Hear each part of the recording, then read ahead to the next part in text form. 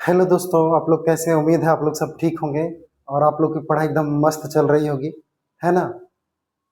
आज हम लोग क्लास 9 का ज्योग्राफी जो है, सोशल साइंस का बुक ज्योग्राफी, उसका चैप्टर 1 हम लोग पढ़ेंगे, है ना।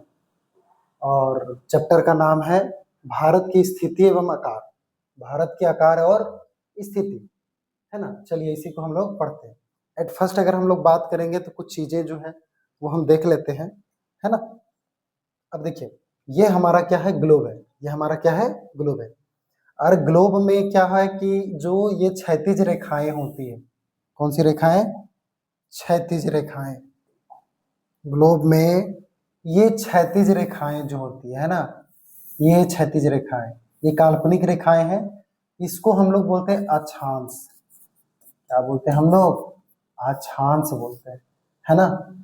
और ये रेखाएं जो ऊर्ध्वाधर रेखाएं होती है, क्या होती है? ऊर्ध्वाधर रेखाएं, उसको हम लोग बोलते हैं देशांतर। क्या बोलते हैं? देशांतर, है ना। चलिए, अब और पूरे ग्लोब को, मतलब पृथ्वी को दो भाग में बांटने के लिए जिसका हम लोग प्रयोग करते हैं उसको बोलते हैं भूमध्य रेखा। क्या बोलते हैं? भूमध्य रेखा। मीन्स भूमध्य रेखा क्या करता है, पूरे पृथ्वी को दो भाग में बांटता है। और ये जो भाग है, ये भाग है, ये ध्रुव कहलाता है ना। क्या कहलाता है? ध्रुव कहलाता है। इसको बोलते हैं हम लोग उत्तरी ध्रुव, इसको बोलते हैं दक्षिणी ध्रुव, है ना। उत्तरी ध्रुव और दक्षिणी ध्रुव बोलते हैं। चलिए ठीक है। अब क्या है कि इसमें मेन चीजें हमें लोग को जो पढ़नी है वो चीजें मैं बता रहा हूँ कि अगर स्थिति और आकार की बात है तो हमें वर्ल्ड के बारे में नहीं पढ़नी, हमें भारत के बारे में पढ़नी है। और भारत का लोकेशन कहाँ है, पूरे पृथ्वी पर भारत कहाँ है ना। तो वो चीजें हमें गौर करनी है। और भारत का आकार क्या है, कैसा है, वो सब चीजें, इंट्रोडक्शन पूरा। इससे पहले कि हम भारत के बारे में जाएं, हम पहले ज्योग्राफी जो पढ़े हैं, ज्योग्राफी के बारे में कुछ देखते हैं, है ना। चलिए, ये हमारा क्या है, चैप्टर का नाम है, ये हमारा, ये पूरा ग्लोब दिया हुआ है। ग्लोब में ये हमारा भारत है ना। और भारत का आकार कैसा है? ऐसा है। चलिए आगे देखते हैं। मेन इंट्रोडक्शन क्लास हमारा यहाँ से स्टार्ट होता है, ज्योग्राफी, है ना। ज्योग्राफी मतलब भूगोल। भूगोल कहते हैं किसको, है ना। भूगोल, भूमि के बारे में ही अध्ययन, भूमि के बारे में ही अध्ययन। तो इसके कहने का मतलब, भूगोल को इंग्लिश में बोलते हैं ज्योग्राफी। तो ज्योग्राफी बोलते हैं तो ज्योग्राफी, ज्योग्राफी वर्ड दो दो वर्ड से बना है। एगो जियो, क्या बना हुआ है? जियो। जियो का अर्थ होता है पृथ्वी। क्या होता है? पृथ्वी, है ना। और ग्राफी का अर्थ क्या होता है? देखिए यहाँ लिखा हुआ भी है, सॉरी, ग्राफिया लिखा हुआ है ना। तो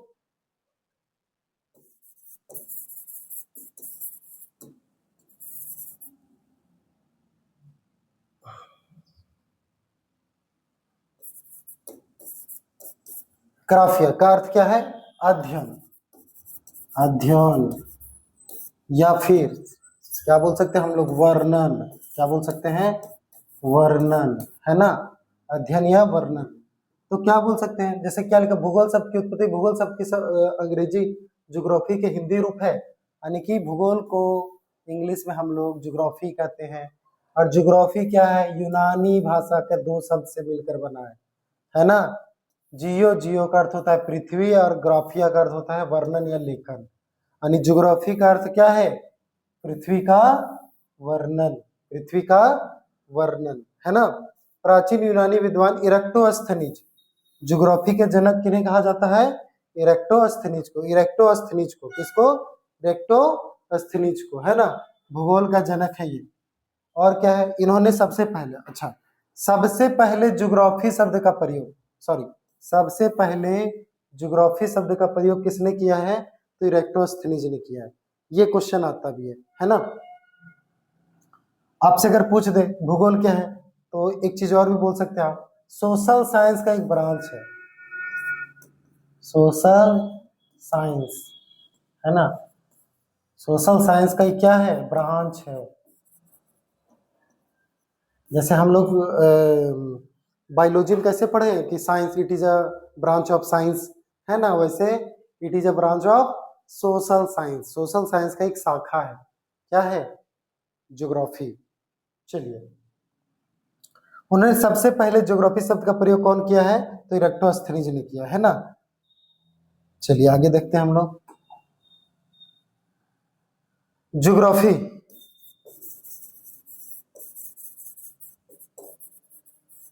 ज्योग्राफी है क्या, ज्योग्राफी है क्या, ज्योग्राफी को हम लोग बोलते हैं भूगोल, हिंदी में क्या बोलते हैं, भूगोल। भूगोल कहते किसे है ना।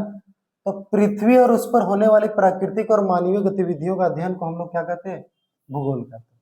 जैसे आप लोग देखे होंगे कि जैसे हमारी पृथ्वी है, पृथ्वी पर कौन कौन सी घटनाएं होती है, तो कुछ कुछ प्राकृतिक घटनाएं होती है, जैसे ज्वालामुखी विस्फोट है ना, और क्या हो सकता है, भूकंप है ना, साइक्लोन है। तो ये सब प्राकृतिक घटनाएं, बाढ़ आ जाती है, तो ये सब सारा हम लोग ज्योग्राफी में पढ़ते हैं। तो क्या पृथ्वी और उस पर प्राकृतिक और मानव गति, प्राकृतिक गतिविधियां क्या है, पेड़ पौधे है ना, जीव जंतु जो भी उत्पत्ति हुआ है उसके बारे में पढ़ लेते हैं हम लोग। उसके मानव गतिविधियां, मानव क्या क्या करता है, पहाड़ को काट दिया है ना, तो पहाड़ को काट दिया, ब्रिज बना दिया है ना, शहर बसा दिया, तो ये सब चीजें क्या है कि तालाब बना दिया, तो ये सब सारा क्या है, मानव गतिविधि है। तो पृथ्वी और उस पर होने वाली प्राकृतिक और मानवीय गतिविधि, प्राकृतिक मतलब जिसमें हम लोग का कोई रोल नहीं होता, जैसे मान के चलिए पहाड़ बना हुआ, जैसे हिमालय पर्वत है, तो क्या उसका निर्माण हम लोग तो किए नहीं है ना, तो उसका अध्ययन हो सकता है। ठीक है, बहुत बड़ा मान के चलिए कोई झील है, तो उसका निर्माण हमने नहीं किया है, वन है तो उसका निर्माण हमने नहीं किया है। तो वो सब चीजें क्या है कि सब प्राकृतिक घटनाएं हैं, है ना, सब प्राकृतिक चक्रों के द्वारा होता है। तो पृथ्वी पर जो भी है प्राकृतिक और मानवीय गतिविधियां, और इसी के बारे में जो हम लोग अध्ययन करते हैं, किसमें, भूगोल में। भूगोल एक विषय है जिसमें हम इन सब चीजों का अध्ययन करते हैं। तो ये पहला डिफिनेशन हो गया। दूसरा डिफिनेशन क्या है, भूगोल वह विज्ञान है जिसमें पृथ्वी के धरातल, अब धरातल क्या है, पृथ्वी के ऊपरी ऊपरी भाग, धरातल, प्राकृतिक घटनाओं और मानव जीवन तथा मानव और पर्यावरण के बीच संबंधों का अध्ययन किया जाता है, उसे क्या कहते हैं हम लोग, ज्योग्राफी कहते हैं। आगे हम लोग देखते हैं भारत की भौगोलिक स्थिति। भारत की भौगोलिक स्थिति की बात करें तो भारत के जो क्षेत्रफल है, भारत का पूरा एरिया है, हम उसकी बात करेंगे, है ना। भौगोलिक स्थिति क्या बोल रहा है, भारत की भौगोलिक स्थिति अत्यंत महत्वपूर्ण है, यह एशिया के दक्षिणी भाग में स्थित है। अब एक चीज बताइए, ये पूरा एशिया महाद्वीप है, ये आपको दिख रहा होगा, ये पूरा क्या है, ये पूरा जो फैला हुआ है, ये हमारा क्या है, पूरा पूरा ये पूरा क्षेत्र जो पूरा फैला हुआ, ये पूरा एरिया वो क्या है, एशिया महाद्वीप है। तो एशिया महाद्वीप के साउथ भाग, कौन सा भाग, साउथ भाग, इसको हम लोग बोलते हैं दक्षिणी, है ना, दक्षिण भाग, दक्षिण भाग बोल सकते हैं ना, दक्षिण भाग। तो एशिया के दक्षिण भाग में इंडिया है, और ये हमारा है भारत, ये हमारा क्या है, भारत है, सॉरी।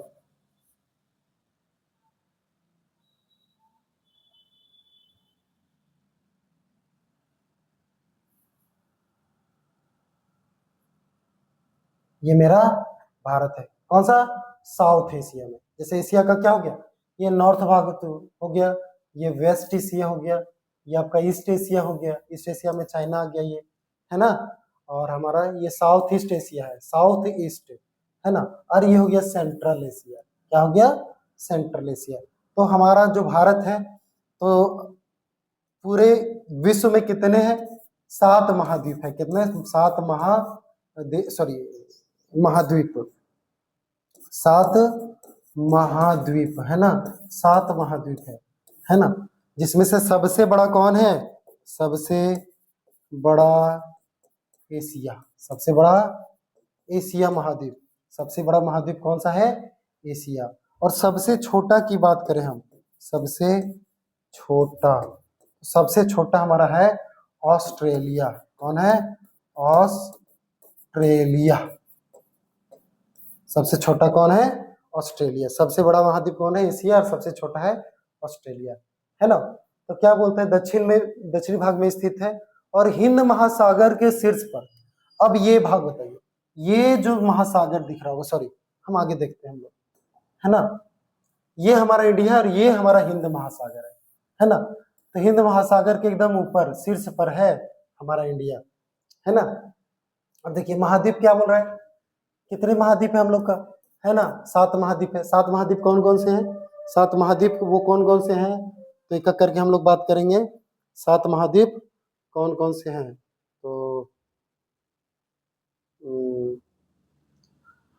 एशिया है, पहला महाद्वीप एशिया, दूसरा अफ्रीका, तीसरा उत्तरी अमेरिका, फिर दक्षिणी अमेरिका, अंटार्कटिका, यूरोप और ऑस्ट्रेलिया, है ना। तो 7 महाद्वीप है। अब 7 महाद्वीप कौन कौन से हैं, पहला देखिए आप, उत्तरी अमेरिका, है ना, ये भाग दिख रहा है, ये एरिया जो आपको दिख रहा है ये उत्तरी अमेरिका के अंतर्गत आता है, ठीक है।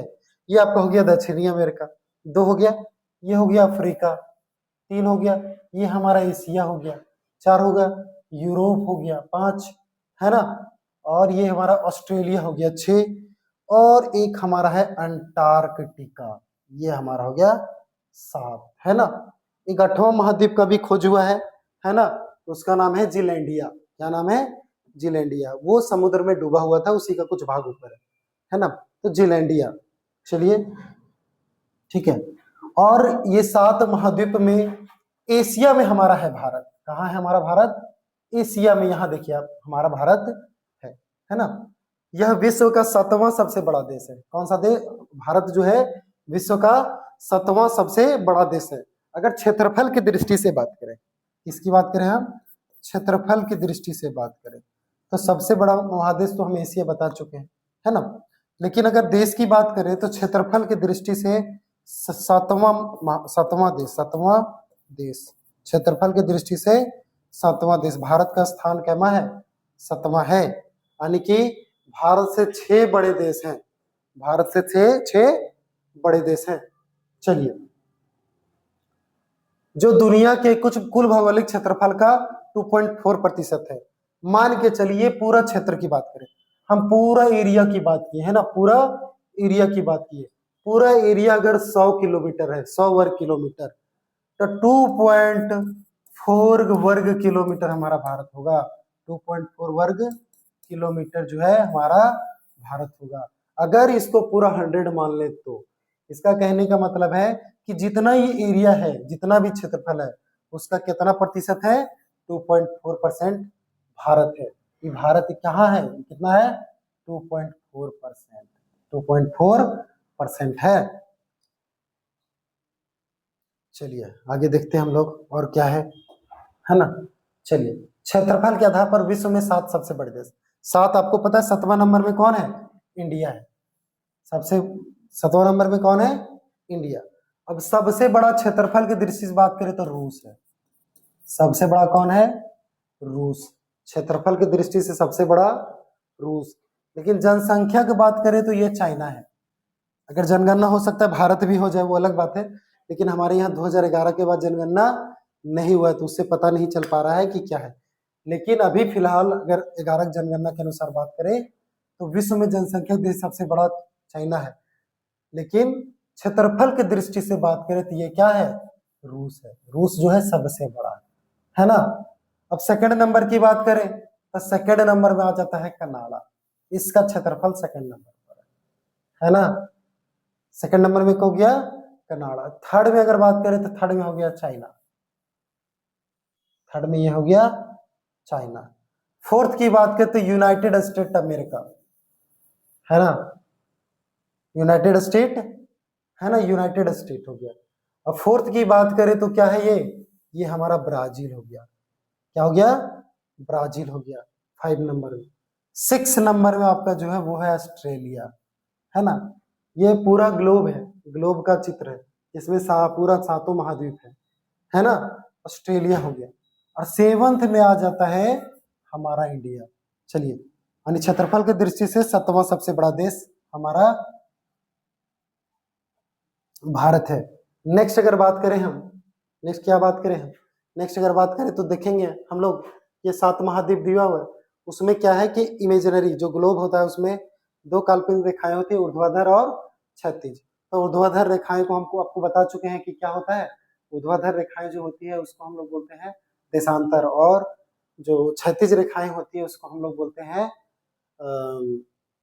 अक्षांश, है ना, इंग्लिश में बोलते हैं हॉरिजेंटल, हॉरिजेंटल और वर्टिकल। चलिए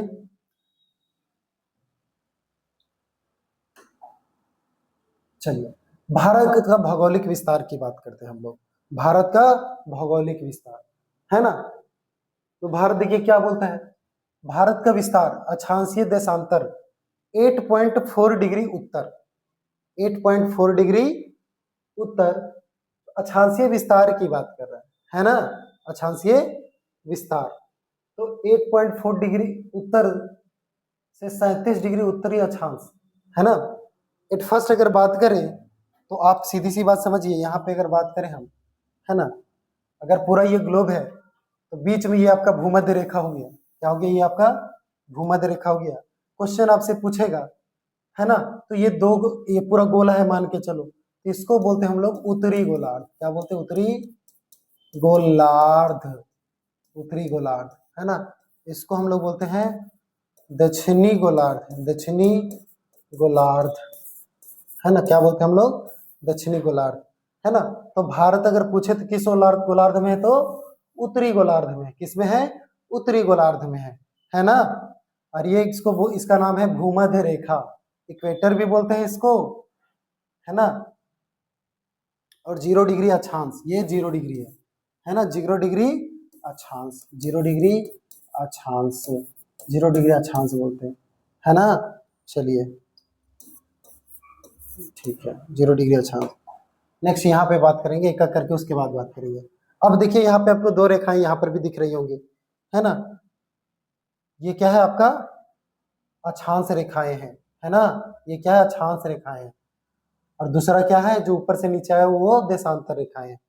अगर गौर करेंगे तो देखिए अक्षांश रेखाएं कहाँ पे है। अगर हम नॉर्थ की बात करें, ये उत्तर ही है, तो ये अक्षांश रेखा जो हमारा गया हुआ है, ये अक्षांश रेखाएं की बात करेंगे हम, है ना। तो अगर इस अक्षांश रेखा की बात करें तो भारत का स्टार्टिंग यहाँ से हुआ है, भारत का स्टार्टिंग यहाँ से हुआ है ना।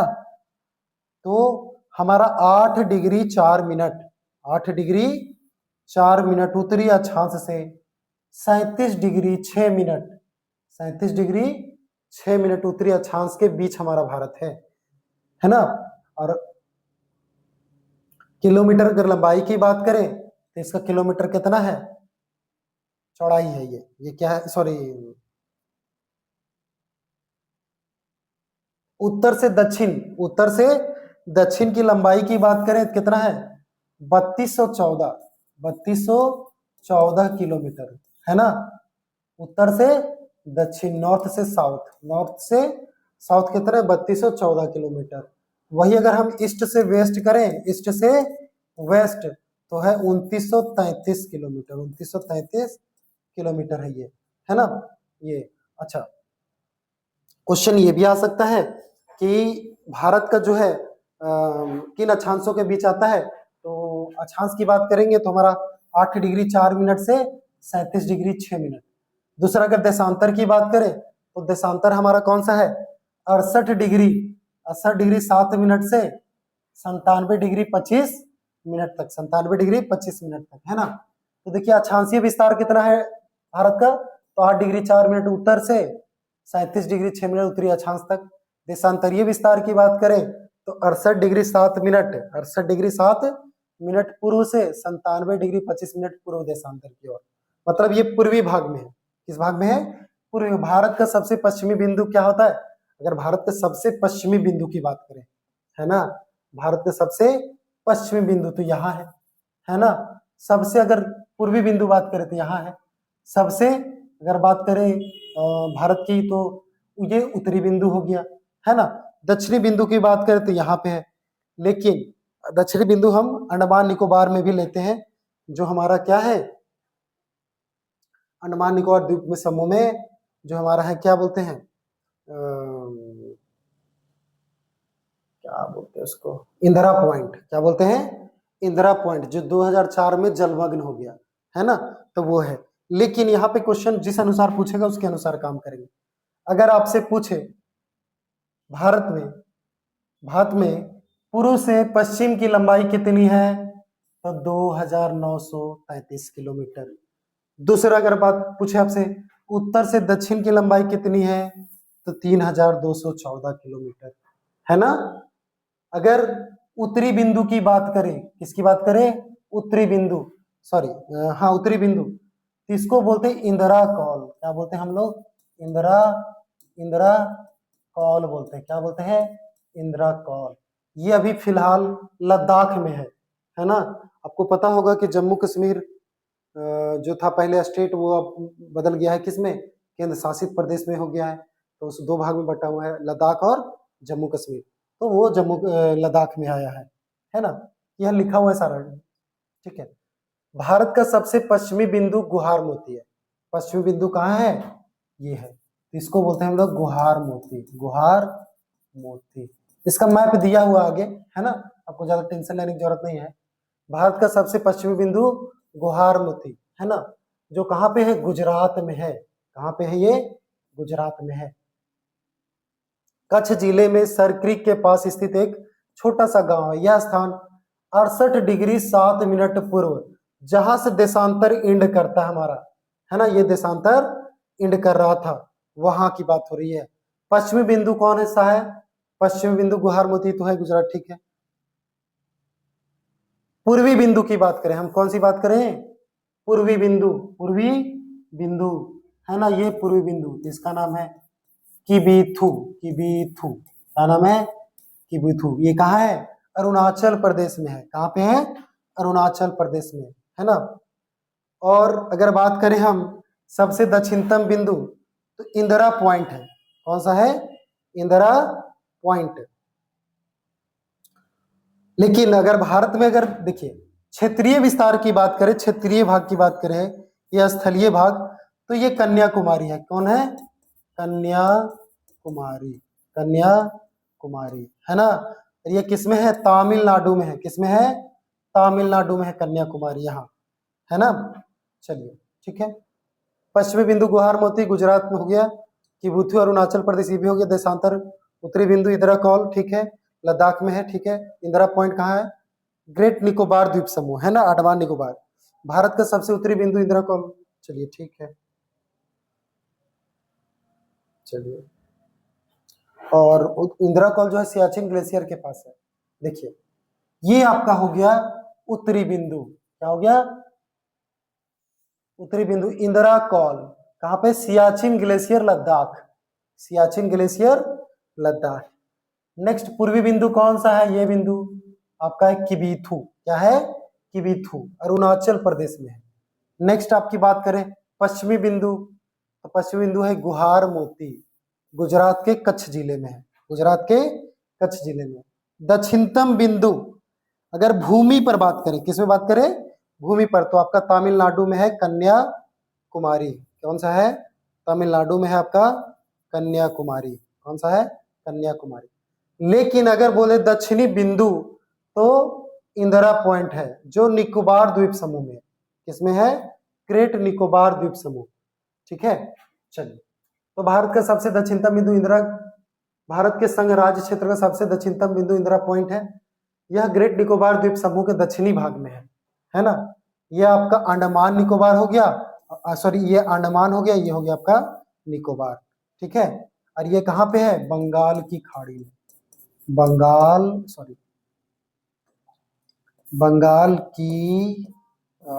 की खाड़ी, बंगाल की खाड़ी में, है ना। ये अंडमान निकोबार द्वीप समूह कहाँ पे? बंगाल की खाड़ी में, है ना। चलिए, 2004 की सुनामी के कारण इंदिरा पॉइंट का कुछ भाग समुद्र में जलमग्न हो गया, यानी डूब गया। इंदिरा पॉइंट डूब गया। भारत का सबसे दक्षिणतम इंदिरा पॉइंट है। भारत का मुख्य भूभाग का सबसे दक्षिणतम बिंदु कन्याकुमारी है ना। भूभाग की बात करें तो कन्याकुमारी, और दक्षिणतम बिंदु की बात करें तो इंदिरा पॉइंट। भारत का सबसे पूर्वी भाग किबीथु, ये पढ़ चुके हम लोग, है ना। किबीथु है, जो अरुणाचल प्रदेश राज्य के अजाव जिले में वास्तविक नियंत्रण रेखा LOC, लाइन ऑफ कंट्रोल, है ना, LOC नियंत्रण रेखा के पास स्थित एक छोटा सा कस्बा है। चलिए आगे देखते हैं। कर्क रेखा की बात करें, है ना, कर्क रेखा की बात करें तो अभी हम लोग जस्ट पढ़ चुके थे क्या? अक्षांश और देशांतर। तो 0 डिग्री अक्षांश, है ना। तो क्या होता है कि जब हम लोग ग्लोब, ये हमने ग्लोब बनाया है ना, तो इस प्रकार से क्या होते हैं? अक्षांश, है ना, इसको बोलते हैं हम लोग अक्षांश, है ना। तो ये हमारा 0 डिग्री हो गया भूमध्य रेखा, 0 डिग्री हमारा हो गया भूमध्य रेखा। तो एक काल्पनिक रेखा है ये, है ना। तो ये जब 23.5 डिग्री जब हो जाता है, कितना 23.5 डिग्री, तो इसको बोलते हैं हम लोग कर्क रेखा। क्या बोलते हैं हम लोग? कर्क रेखा। तो कर्क रेखा क्या है? एक अक्षांश है ना। कर्क रेखा क्या है? एक अक्षांश है। और कर्क रेखा जो है, कर्क रेखा भारत को लगभग 2 बराबर भाग में बांटता है ना। लगभग 2 बराबर भाग में बांटता है। और कितना डिग्री है? 23.5 डिग्री। 23.5 डिग्री, इसको उत्तरी अक्षांश बोलेंगे। कर्क रेखा का क्या बोल सकते हैं? 23.5 डिग्री उत्तरी अक्षांश। वही ये भूमध्य रेखा के उत्तर भाग में। और वही अगर भूमध्य रेखा है हमारी, ये पृथ्वी है, ये हमारे 0 डिग्री भूमध्य रेखा होगी। इसमें 23.5 डिग्री अगर आ जाए दक्षिणी अक्षांश, इसको हम लोग बोलते हैं मकर रेखा। क्या बोलते हैं हम लोग? मकर रेखा बोलते हैं, है ना। कर्क रेखा उत्तरी अक्षांश को कर्क रेखा, और दक्षिणी अक्षांश को 23.5 डिग्री दक्षिणी अक्षांश को मकर रेखा बोलते हैं। क्या वो, सॉरी, दक्षिण, हाँ, मकर रेखा कहते हैं। चलिए, आपको ये भी ध्यान में रखनी है कि कर्क रेखा किन किन राज्यों से गुजरती है। कर्क रेखा किन किन राज्यों से गुजरती है, चलिए देखते हैं, है ना। तो कर्क रेखा कौन कौन राज्य से गुजरती है? पहला आपका गुजरात, दूसरा है राजस्थान, तीसरा है मध्य प्रदेश, छत्तीसगढ़, झारखंड, पश्चिम बंगाल, त्रिपुरा और मिजोरम। ये सब जिले हैं, सॉरी, ये सब राज्य हैं जहां से कर्क रेखा गुजरती है। ओहो, है ना, ये सब राज्य है। अब इसको याद कैसे रखेंगे, है ना। तो इसका एक ट्रिक है ना। एक ट्रिक इसका क्या है? ट्रिक है इसका, ओहो, एक ट्रिक है।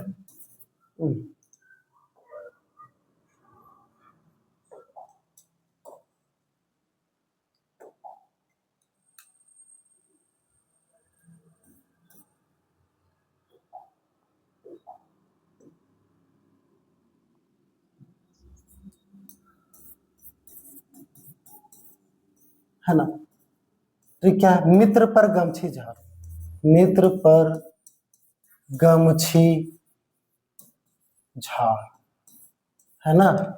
मित्र पर गमछी झाड़। मी से क्या हो गया? मिजोरम। मिजोरम, मी से क्या हो गया? त्रा से क्या हो गया? त्रा से हो गया आपका त्रिपुरा। त्रा से त्रिपुरा। पा से क्या हो गया? पश्चिम बंगाल। पश्चिम बंगाल, पश्चिम बंगाल हो गया। पा से पश्चिम बंगाल हो गया, है ना। रा से क्या हो गया? राजस्थान। राजस्थान, क्या हो गया? राजस्थान। ये राजस्थान है भी, है ना। गा से क्या हो गया? गा से हो गया गुजरात। गा से हो गया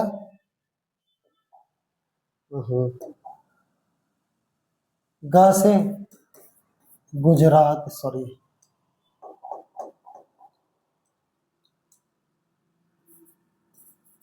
गुजरात, है ना। माँ से मध्य प्रदेश। माँ से मध्य प्रदेश। छ से आपका हो गया छत्तीसगढ़। छ से छत्तीसगढ़, ठीक है। और झार से हो गया झारखंड। झार से हो गया झारखंड। तो इस प्रकार से क्या हो गया? हमारा सारा स्टेट क्लियर होगा। किन किन राज्यों से गुजरता है कर्क रेखा? तो हमारा 8 गो है टोटल, है ना। कर्क रेखा भारत के लगभग 2 बराबर भागों में बांटती है। कर्क रेखा भारत के निम्न 8 राज्यों से गुजरती है: गुजरात, राजस्थान, मध्य प्रदेश, छत्तीसगढ़, झारखंड, पश्चिम बंगाल, त्रिपुरा और मिजोरम। चलिए, है ना। तो इस टाइप से भी देख लेंगे। चलिए, एक चीज और भी है, भारत के बारे में कुछ और देख लेते हैं, है ना। क्या है? अगर भारत की बात करें, हम भारत की बात करें, भारत, है ना, तो सबसे बड़ा राज्य बात करें, सबसे बड़ा राज्य, बड़ा राज्य, है ना, तो कौन सा है? राजस्थान है। कौन सा है? राजस्थान। अच्छा, हम बात करें भारत क्षेत्रफल की दृष्टि से, क्षेत्रफल की दृष्टि से, क्षेत्रफल की दृष्टि से अगर बात करें तो सबसे बड़ा राज्य हमारा हो गया राजस्थान। सबसे छोटा की बात करें, सबसे छोटा राज्य जो है आपका कौन सा हो गया? गोवा हो गया। क्या हो गया? गोवा। लेकिन अगर जनसंख्या की बात करें, जनसंख्या है ना, जनसंख्या की दृष्टि से सबसे बड़ा अगर बात करें हम, तो हमारा जनसंख्या की दृष्टि से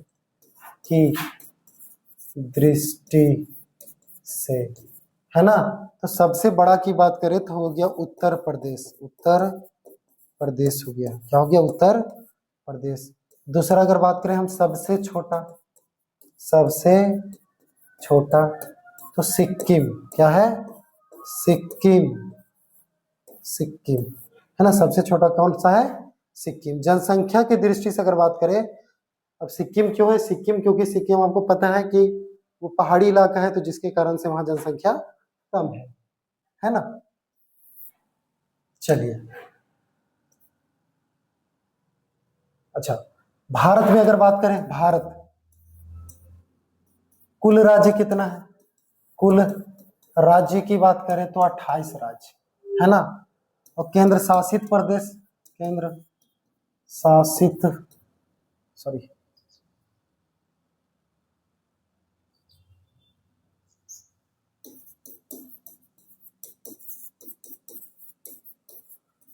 प्रदेश, केंद्र शासित प्रदेश की बात करें तो वो आपका 8 है।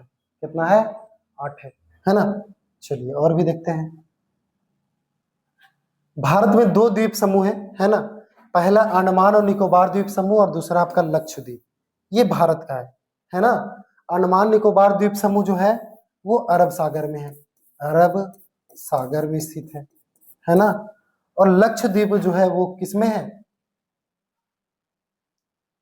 सॉरी, अरब सागर बोल दिया, मिस्टेक हो गया। ये बंगाल की खाड़ी में है। किसमें है?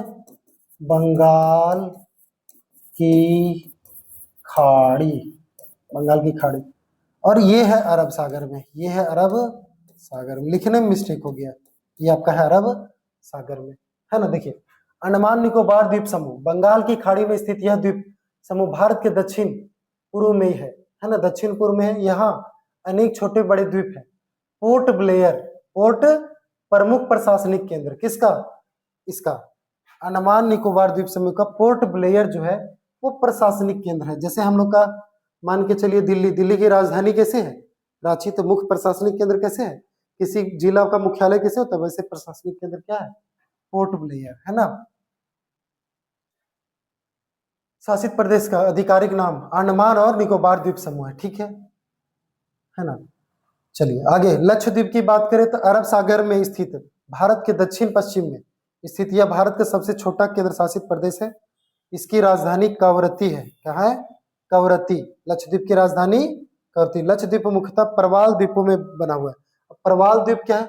ये एकदम पूरा बटा हुआ है, थोड़ा थोड़ा थोड़ा थोड़ा एकदम छिटा हुआ है ना, उसी की बात कर रहे हैं। नेक्स्ट हम लोग देखते हैं क्या है। डिग्री चैनल कुछ कुछ अक्षांश जो है इन लोगों को बांटता है ना। तो देखिए आप, ये क्या हमारा अंडमान निकोबार द्वीप समूह है। क्या है? अंडमान निकोबार द्वीप। और ये क्या, सॉरी अंडमान है, ये आपका निकोबार है, ये आपका निकोबार है। और दोनों को अलग करने वाला अक्षांश को बोलते हैं 10 डिग्री चैनल। 10 डिग्री चैनल क्या बोलते हैं हम लोग? 10 डिग्री चैनल, जो अंडमान और निकोबार को अलग करता है ना, अंडमान और निकोबार को अलग करता है 10 डिग्री चैनल, है ना। चलिए आगे देखते हैं हम लोग। यह बंगाल की खाड़ी में उत्तर में स्थित अंडमान द्वीप समूह कितना 10 डिग्री चैनल की बात हो रही है ना। दक्षिण में स्थित निकोबार द्वीप समूह को अलग करता है। विशेष यह लगभग 150 किलोमीटर चौड़ा जल मार्ग। कितना? 150 किलोमीटर। कहने का मतलब है, मान के अंडमान से निकोबार में अगर आपको जाना है तो कितना? 150 किलोमीटर की दूरी तय करनी होगी। कितना? 150 किलोमीटर जल मार्ग है, जो भारत के इन दोनों द्वीप समूहों को एक स्वर्ण केंद्र शासित प्रदेश के रूप में भौगोलिक रूप विभाजित करता है, ठीक है। अब 9 डिग्री चैनल की बात करें, यह अरब सागर में, तो अरब सागर तो इधर है ना, अरबियन से, ये हमारा अरबियन से है ना। 9 डिग्री चैनल जो है क्या करता है? मिनिकॉय द्वीप को शेष लक्षद्वीप समूह से अलग करता है। अब मिनिकॉय द्वीप कौन सा है ना। अब देखिए ये प्रवाल द्वीप बटा हुआ है पूरा छोटा छोटा, ये छोटा सा भाग, ये छोटा सा, इसी को बोलते हैं मिनिकॉय द्वीप, है ना। और ये हमारा है 9 डिग्री चैनल। लक्षद्वीप को मिनिकॉय द्वीप से अलग करता है कौन सा चैनल, 9 डिग्री चैनल। नेक्स्ट बोले 8 डिग्री चैनल की बात करें तो 8 डिग्री चैनल कहाँ है, ये 8 डिग्री चैनल है ना। तो ये क्या करता है, 8 डिग्री चैनल जो है मिनिकॉय द्वीप को मालदीव से अलग करता है। ये हमारा द्वीपीय देश है, ये पड़ोसी द्वीपीय पड़ोसी देश है ना। यह मिनिकॉय द्वीप को दक्षिण में स्थित देश मालदीव से अलग करता है। यह भारत और मालदीव के बीच एक समुद्री सीमा बनाता है। चलिए ये भी ठीक है। भारत का कुल क्षेत्रफल लगभग 32.8 लाख वर्ग किलोमीटर है ना। भारत का क्षेत्रफल की बात करें तो कितना है, 32.8 लाख वर्ग किलोमीटर। भारत विश्व के कुल भौगोलिक क्षेत्रफल का 2.4%, ये पहले भी पढ़ चुके हैं, है ना। और 7वां सबसे बड़ा देश है, ठीक है।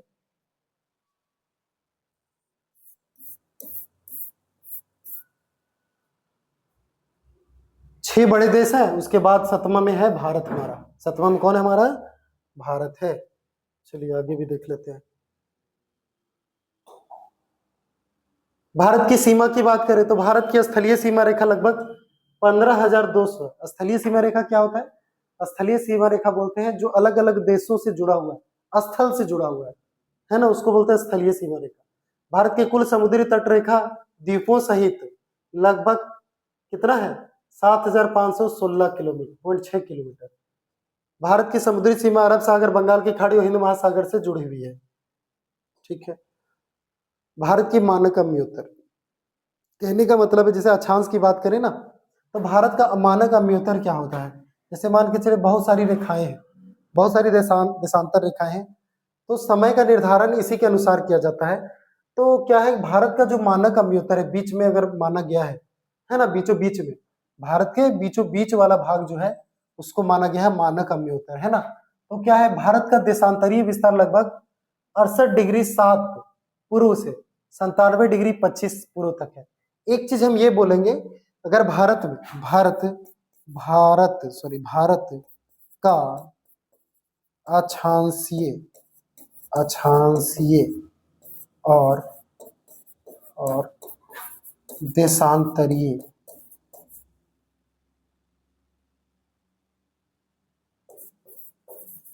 और देशांतरीय विस्तार लगभग 30 डिग्री है। कितना है, 30 डिग्री है। अब कैसे सो भी बता रहे, अब मान के भारत का देशांतरी विस्तार 68 डिग्री 7 मिनट से 97 डिग्री 25 मिनट है, तो ये दोनों के बीच जो गैप है लगभग 30 है, लगभग 30 है ना। उसी तरह अगर हम अक्षांश की बात करेंगे तो उसमें भी यहाँ का डिफरेंस और यहाँ का डिफरेंस जो है लगभग 30 डिग्री है। अब चेक कर लेंगे, 29-30 के बीच होगा जो भी हो, ठीक है। पूरे देश में एक समान समय रखने के लिए आप क्या बोल रहे हैं वो चीज देख लीजिए, है ना। भारत का मानक अम्योत्तर, तो भारत के बीच में जो एक रेखा है, भारत के बीच में जो देशांतरीय रेखा है उसी को मानक अम्योत्तर माना गया है, क्योंकि इसी के अनुसार टाइम चेंज होता है। टाइम चेंज होता है कहने का मतलब है कि पृथ्वी पूरा गोल है, अब क्या है उसमें लाइनिंग है अलग अलग, 0 डिग्री 10 डिग्री, है ना, टोटल 360 डिग्री, 360 डिग्री पूरा घुमा हुआ है ना। तो कहने का मतलब है कि मान के चलिए अगर पूरा 360 डिग्री है तो वो मूव करने में तो सूर्य की किरणें एक बार में एक तरफ ही पड़ेगी, तो पृथ्वी जैसे जैसे घूमता है 360 डिग्री अपने अक्ष पे, वैसे वैसे अक्षांश के अनुसार सूर्य की किरणें उस पर पड़ती है, जिसके कारण से दिन और रात होते हैं। तो कहने का मतलब है कि जैसे जैसे वो मूव करेगा तो हो सकता है किसी क्षेत्र में सूरज पहले निकल जाए, किसी क्षेत्र में सूरज बाद में निकले, है ना। तो इसके कारण से क्या होता है कि वो देशांतर जो रेखा है उसी के कारण है। तो अगर हम भारत की बात करें तो पता चला भारत में भी सूर्य की किरणें सभी जगह पे एक टाइम में नहीं उगती है ना। तो टाइम अगर अलग अलग रखेंगे तो प्रॉब्लम, बहुत सारी क्रियाएं प्रॉब्लम हो जाएगा, है ना। तो क्या होता है कि भारत के पूर्वी और पश्चिमी भागों में स्थानीय समय में 2 घंटा का अंतर हो जाता है। अभी मान के चला अरुणाचल प्रदेश की बात करें तो यहाँ पे 2 घंटा पहले सूर्योदय होता है, और यहाँ की बात करें तो 2 घंटा बाद होता है। मतलब सूर्य की किरणें यहाँ पहुंचने में 2 घंटा समय लगती है। कितनी? 2 घंटे। अब सोचिए यहाँ पे अगर 5 बजे सुबह सूर्य निकल रहा है तो यहाँ पे 7 बजे सूर्य निकल रहा है, तो आप खुद सोचिए कि 2 घंटे का अंतर है। तो टाइम अगर अलग अलग होगा तो अभी मान के चलिए हम यहाँ पे बात करें कि यहाँ 10 बज रहा है ना, 10 बज रहा है, तो यहाँ पे 10 बज रहा है तो यहाँ पे 12 बजेगा। इसीलिए हम अपनी सहूलियत के हमने क्या किया, एक टाइम जोन निर्धारित किया बीच वाला, ताकि पूरा देश का टाइम एक टाइम हो सके, और उसको हमने बीच का लिया, उसी को बोलते हैं हम लोग मानक अम्योत्तर। और वो कितना डिग्री है? 82, 82.5 डिग्री। कितना है? 82.5 डिग्री, जो कहां से गुजरता है? मिर्जापुर से। अब यूपी, ये उत्तर प्रदेश हमारा है, उसी का मिर्जापुर से गुजरता है, यूपी के मिर्जापुर से। ठीक है, पूरे देश में एक समान समय रखने के लिए 82.5 डिग्री पूर्वी देशांतर भारत का मानक अम्योत्तर माना गया। क्वेश्चन अगर पूछे भी आपसे मानक अम्योत्तर कितना है तो 82.5 डिग्री। ठीक है, यह रेखा मिर्जापुर उत्तर प्रदेश के निकट से गुजरती। ठीक है, भारत का मानक समय को IST इंडियन स्टैंडर्ड टाइम कहते हैं, है ना, इंडियन स्टैंडर्ड टाइम, यानी पूरा इंडिया के लिए एक टाइम, उसको बोलते हैं इंडियन स्टैंडर्ड टाइम। अंतरराष्ट्रीय, पूरा अंतरराष्ट्रीय, हर देश का अलग अलग टाइम होता है। ठीक है, टाइम जोन होता है। अंतरराष्ट्रीय मानक समय को बोलते हैं UTC, कोऑर्डिनेटेड यूनिवर्सल टाइम। अब क्या है, भारत का मानक समय IST जो है बराबर UTC प्लस 5 घंटा।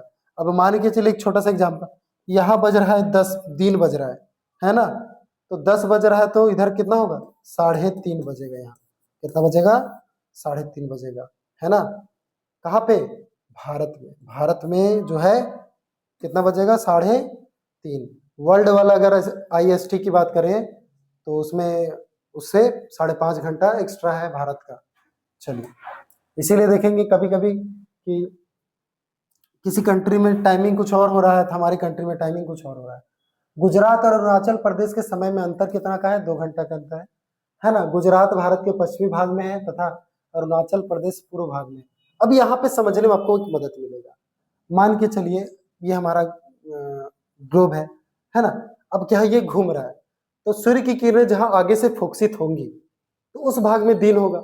अब जैसे जैसे पीछे वाला भाग अगर आता है रोटेट होके है ना, घूर्णन, पृथ्वी तो 24 घंटा में तो घूर जाता है। 24 घंटा में एक घूर्णन 360 डिग्री घूम जाता है, 360 डिग्री, है ना। तो 360 डिग्री घूम जाता है। तो इसी के अनुसार क्या किया गया है कि मान के चलिए यहाँ पे जितना डिग्री अक्षांश होगा और यहाँ पे जितना डिग्री अक्षांश होगा, पूर्वी और पश्चिमी, लगभग हम बोले हैं 30 डिग्री। कितना? 30 डिग्री का अंतर है। कितना का है? 30 डिग्री का अंतर है। तो 1 डिग्री की अगर बात करें हम, 1 डिग्री में होता है, 1 डिग्री में 4 मिनट होता है। कितना? 4 मिनट, है ना। तो 3 चौके कितना होता है? 3 चौके 12, है ना। 2 घंटा। इसलिए अभी हम क्या बोले कि अभी एक चीज, सॉरी 1 मिनट रुकिए, भारत की बात कर रहे हैं हम, सिर्फ भारत की बात। भारत में देशांतरीय विस्तार कितना है? 30 डिग्री लगभग। कितना है? 30 डिग्री। तो आप समझिए कि 1 डिग्री में 4 मिनट होता है। कितना डिग्री में होता है? 4 मिनट। मतलब अगर बात कर रहे हैं 1 डिग्री मूव होता है तो उसमें 4 मिनट समय लगता है। कितना लगता है? 4 मिनट समय लगता है। तो मान के चलिए अगर 1 डिग्री मूव करेगा और कितना डिग्री है? 30 डिग्री। कितना है? 30 डिग्री। तो 4 गुने 30 बराबर कितना हो गया? 120 मिनट, यानी कि 2 घंटा। 2 घंटा। अब मान के चलिए किसी जगह पर इस क्षेत्र में, मान के चलिए यहाँ पे एक एग्जांपल ले रहे हैं, इंडिया का मैप होता तो बेटर होता।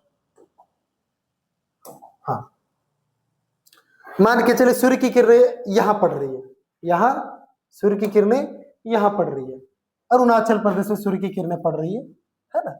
अब जब ये पूरा पृथ्वी ग्लोब जब मूव करके जाएगा तो मूव करने में कितना ये फेस पे है तो यहाँ पे तो दिन हो गया, है ना। ठीक है, अब क्या है कि जब वो मूव करेगा, यानी कि घूर्णन होगा पृथ्वी का, तो घूर्णन होगा तो ये सूर्य है, सूर्य के सामने अगर ये पृथ्वी है तो ये जब घूम के ये दूसरा वाला भाग आएगा तो कितना डिग्री घूमेगा, वो 30 डिग्री। तो 30 डिग्री जब तक घूम के जाएगा वो पिछला वाला भाग, तो उसमें कितना मिनट लग जाएगा, 2 घंटा समय लग जाएगा। तो इस प्रकार से हम कह सकते हैं कि यहाँ पे समय सारणी में यहाँ पे सूर्योदय जो होता है यहाँ पे 2 घंटा से पहले होता है, मतलब यहाँ पे होने से 2 घंटा पहले। तो अरुणाचल प्रदेश और गुजरात की बात, कच्छ की बात करें तो, है ना। तो यह रेखा क्या है, मिर्जापुर से तो बता चुके हैं आप लोगों को, टाइम जोन वाला 5 घंटा प्लस ये भी हो गया है, सॉरी हम लोग पढ़ रहे थे यहाँ पे, है ना। तो ये हम आपको बताइए 1 डिग्री बराबर 4 मिनट है, तो वो भी कैसे निकालेंगे, मान के चलिए 24 घंटा लगता है, 24 घंटा आगे दिया होगा तो बहुत अच्छी बात है, फिर भी देख लेते हैं। गुजरात भारत के पश्चिम भाग में, ठीक है, पृथ्वी की पश्चिम से पूर्व की ओर घूमने के कारण पूर्वी स्थानों पर सूर्य पहले दिखाई देता है, पूर्वी भागों पर सूर्य पहले दिखाई देता है, ये कारण है। इसलिए अरुणाचल प्रदेश में गुजरात की अपेक्षा लगभग 2 घंटे पहले सूर्य दिखाई देता है। फिर भी पूरे देश में घड़ी का समय समान रखा जाता है क्योंकि भारत में एक ही मानक समय लागू है, ठीक है। नेक्स्ट अगर बात करते हैं तो देखिए, हाँ एक चीज और भी अगर बात करें हम, तो अभी जैसे हम आप बोले कि 1 डिग्री में 4 मिनट क्यों होता है, तो हम जानते हैं कि पृथ्वी 360 डिग्री पूरा घूम जाता है, कितना, 24 घंटा। तो 24 घंटा को मिनट में चेंज करिए, 24 गुने 60, ठीक है, बटे 360, 360 डिग्री घूमता है। तो मान के चलिए तो 1 डिग्री बराबर यही ना होगा मेरा, 1 डिग्री सॉरी, मान के चलिए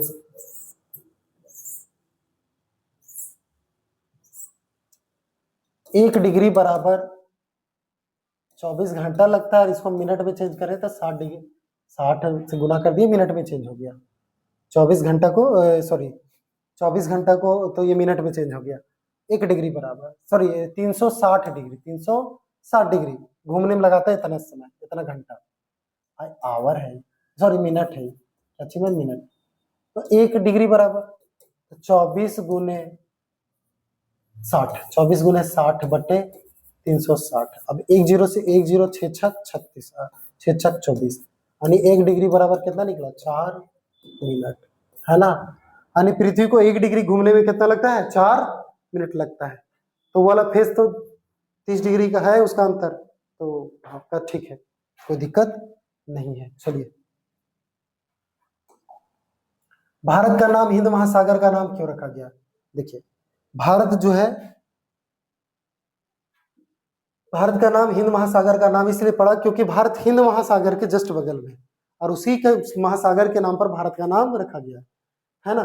भारत की प्रायद्वीपीय स्थिति हिंद महासागर के उत्तर में अत्यंत प्रमुख है। भारत का पश्चिम तट अरब सागर और पूर्वी तट बंगाल की खाड़ी से जुड़ा हुआ है। इन भौगोलिक स्थिति कर भारत हिंद महासागर क्षेत्र में महत्वपूर्ण भूमिका निभाता है। हाँ, भारत के उत्तर में हिमालय पर्वत, क्या है, हिमालय पर्वत। अगर भारत की बात करें हम, देखिए है ना, उत्तर में नॉर्थ, साउथ, ईस्ट, वेस्ट, ये हो गया हिमालय पर्वत। क्या हो गया, भारत के उत्तर में हिमालय पर्वत। दक्षिण की बात करें तो हिंद महासागर।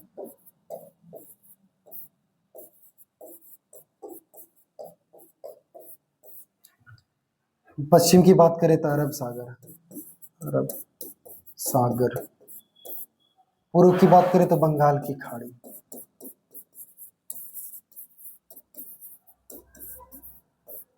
है ना, उत्तर हिमालय पर्वत है। चलिए, ये सब डिटेल में पढ़ेंगे लेकिन नेक्स्ट क्लास में, जो अगला चैप्टर है इसका, उसमें पढ़ेंगे। इसमें सिर्फ इंट्रोडक्शन पर। स्वेज नहर की बात हो रही है ना, किसकी बात हो रही है, स्वेज नहर की। तो 1869 में स्वेज नहर के खुलने के बाद भारत और यूरोप के बीच के मार्ग छोटा हो गया। मतलब पहले भारत घूम के जाता था, अब क्या इसका मैप तो है नहीं, जैसे हमारा इंडिया है, तो ये क्या है कि एक नहर बन गया, जिसके कारण से ये नहर से होकर चला जाता है यूरोप की ओर, तो वो मार्ग छोटा हो गया, है ना। स्वेज नहर भूमध्य सागर को लाल सागर से जोड़ती है, ये चीजें याद रखिएगा। स्वेज नहर भूमध्य सागर को लाल सागर से जोड़ती है, ये भी क्वेश्चन आ सकता है। इससे यूरोप और भारत के बीच समुद्री व्यापार संपर्क में सुविधा हुई है और व्यापार का भी विस्तार हुआ है। चलिए, भारत के पड़ोसी देश की बात करें तो भारत के कितने पड़ोसी देश है ना। तो भारत के पड़ोसी देश की बात करें तो ये हमारा पाकिस्तान पहला, दूसरा अफगानिस्तान, तीसरा आपका चाइना, चौथा आपका नेपाल, पांचवा भूटान, है ना, छठा हो गया बांग्लादेश, सातवां म्यांमार, है ना, और दो द्वीपीय देश है, एक श्रीलंका और दूसरा है मालदीव, है ना। तो देखिए भारत का स्थलीय पड़ोसी देश स्थलीय वाला है 7 ठो। 7 ठो कौन है? पाकिस्तान है, अफगानिस्तान है, चाइना है, नेपाल है, भूटान है, बांग्लादेश है और म्यांमार। और ये द्वीपीय देश है, ये दोनों क्या है? द्वीपीय देश है। चलिए, पाकिस्तान, अफगानिस्तान, चीन, नेपाल, भूटान, बांग्लादेश, म्यांमार और ये श्रीलंका और मालदीव 2 द्वीपीय देश है। टोटल 9 जो है पड़ोसी देश हैं। किसके? भारत के 9 पड़ोसी देश हैं। नेक्स्ट, भारत की अंतर्राष्ट्रीय सीमाएं अगर बात करें, अंतर्राष्ट्रीय सीमा किन किन देशों से लगती है? किन किन देशों से लगती है ना। अब हमें ये बताइए, जो पड़ोसी देश है उसी से तो लगेगी। कौन है? पाकिस्तान है, अफगानिस्तान है। पाकिस्तान क्या उत्तर पश्चिम में आपका हो गया पाकिस्तान और अफगानिस्तान, है ना। उत्तर पश्चिम ले लीजिए, ये उत्तर हो गया और ये पश्चिम हो गया, तो ये दो जो है उत्तर पश्चिम हो गया 2, पाकिस्तान और अफगानिस्तान। नेक्स्ट अगर बात करें, उत्तर में कौन है? चीन, नेपाल, भूटान। चीन, नेपाल, भूटान। उत्तर की बात करें तो देखिए नेपाल, भूटान और चीन, ये उत्तर में हो गया, है ना। नेक्स्ट,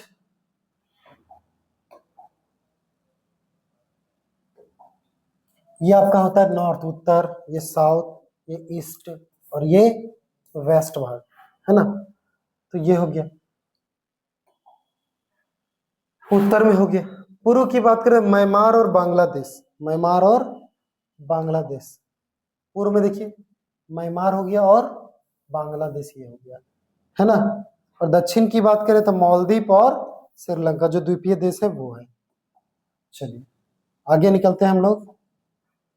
भारत और श्रीलंका, भारत और श्रीलंका, भारत और श्रीलंका के बीच समुद्री क्षेत्र में पाक जल संधि है। कहाँ है? पाक जल संधि। देखिए हाँ,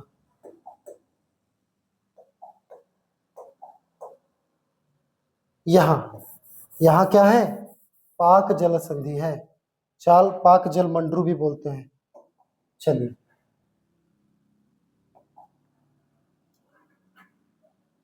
तथा मन्नार की खाड़ी, मन्नार की खाड़ी स्थित है। कहाँ पे? भारत और श्रीलंका के बीच मन्नार की खाड़ी, है ना। चलिए, भारत और श्रीलंका के बीच स्थित राम सेतु आदर्श ब्रिज के क्षेत्र को उथले समुद्री भाग भी पाया जाता है भारत और श्रीलंका के बीच। नेक्स्ट हम लोग देखते हैं, क्षेत्रफल की दृष्टि से सबसे बड़ा और सबसे छोटा राज्य। सबसे बड़ा क्षेत्रफल राजस्थान और सबसे छोटा गोवा। चलिए ठीक है। और क्या बोल रहे हैं? क्षेत्रफल की दृष्टि से सबसे बड़ा केंद्र शासित प्रदेश लद्दाख हो गया और सबसे छोटा आपका लक्षद्वीप। क्या है? लक्षद्वीप। चलिए, समुद्र तट वाले समुद्री राज्य, समुद्र तट वाले भारतीय राज्य। समुद्र तट वाले मतलब कौन कौन से राज्य हैं जो समुद्र तट से लगे हुए हैं, है ना। तो उसमें कौन कौन से हैं? पश्चिमी तट के राज्य जो है गुजरात, महाराष्ट्र, गोवा और कर्नाटका। गुजरात, महाराष्ट्र, गोवा और कर्नाटका। हाँ, चला गया।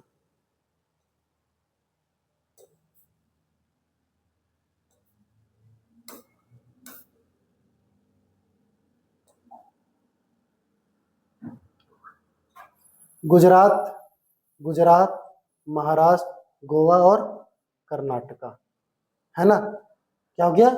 ये 4। चलिए,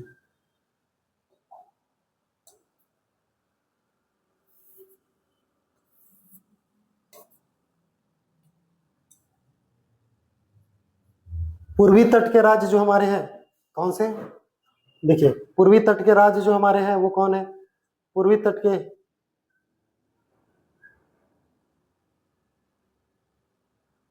राज्य पश्चिम बंगाल, उड़ीसा, आंध्र प्रदेश, तमिलनाडु।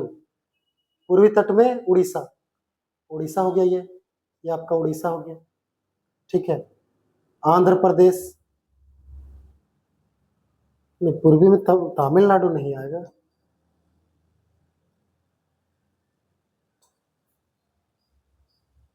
पश्चिम बंगाल, उड़ीसा, आंध्र प्रदेश, तमिलनाडु। पश्चिम बंगाल भी, अच्छा ये हो गया, ठीक है, ये तमिलनाडु भी।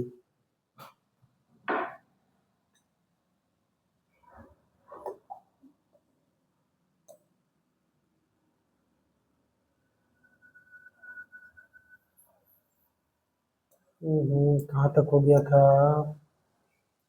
सीमा, ये हो गया, ये हो गया। हम्म, हम्म, इधर ही तो थे। चलिए, पूर्वी तट पे कौन कौन है? वेस्ट बंगाल है आपका, वेस्ट बंगाल, उड़ीसा, आंध्र प्रदेश और तमिलनाडु, ये चार हैं।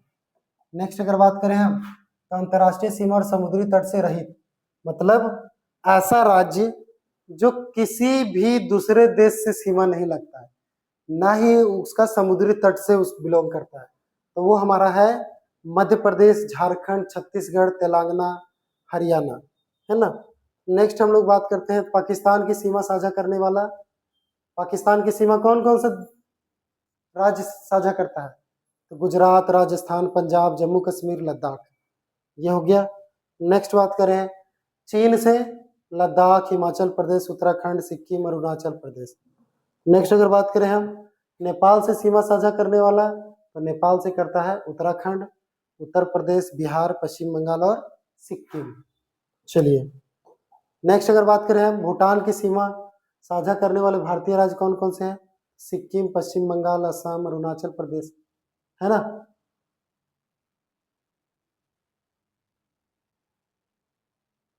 बांग्लादेश की सीमा साझा करने वाले क्या आ गया, है ना, बांग्लादेश के साथ तो पश्चिम बंगाल, असम, मेघालय, त्रिपुरा, मिजोरम, है ना।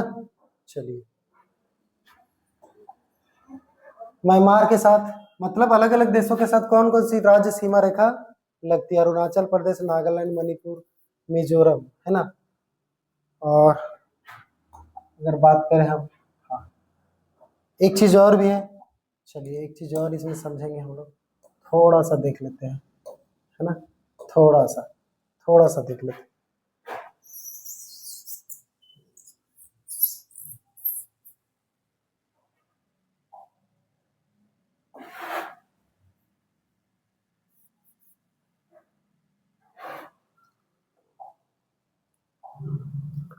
भारत के पूर्वी, भारत के उत्तर पूर्वी बोल सकते हैं या पूर्वी राज्यों को, उत्तर पूर्वी, पूर्वी राज्य, है ना, पूर्वी भारत, पूर्वी भारत की बात करेंगे ये, है ना।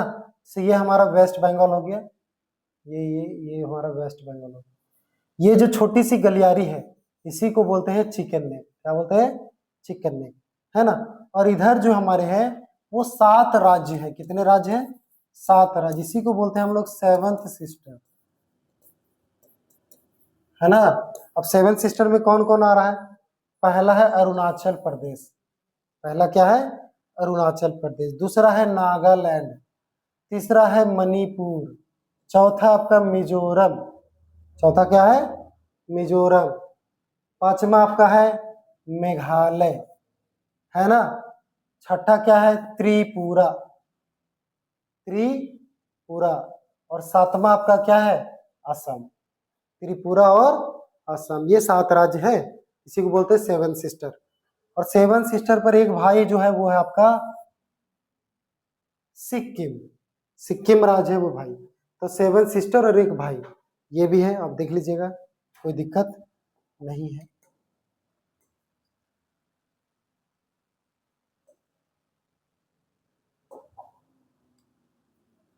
भारत का अंतर्राष्ट्रीय स्थलीय सीमा रेखा की लंबाई कुल, अगर हम बात करें यहाँ से स्थलीय, स्थलीय सीमा रेखा की कुल लंबाई, यहाँ से अगर हम बात करें, यहाँ से, है ना, ये सीमा रेखा, समुद्र वाला बात नहीं कर रहे हम, है ना, स्थल वाला बात कर रहे हैं हम, स्थलीय सीमा रेखा, ये जो लंबाई आपको दिख रही है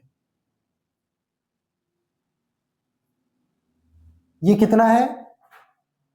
15,106.7 किलोमीटर, है ना।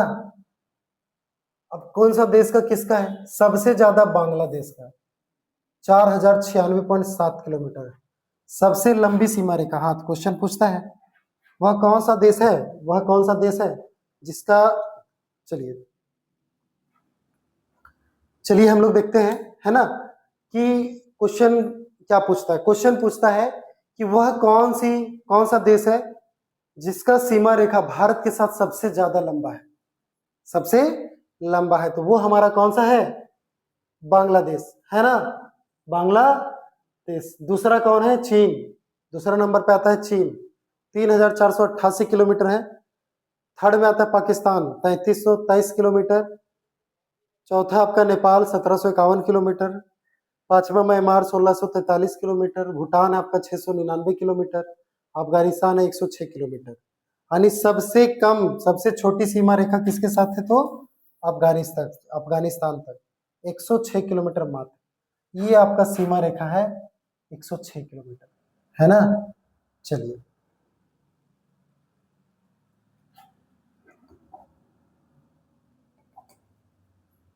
चलिए ठीक है, आज का इंट्रोडक्शन यही खत्म करते हैं।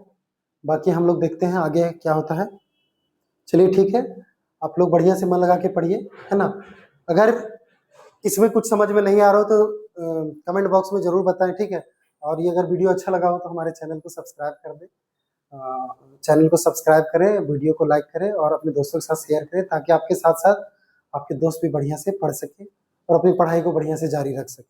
चलिए, थैंक यू, धन्यवाद।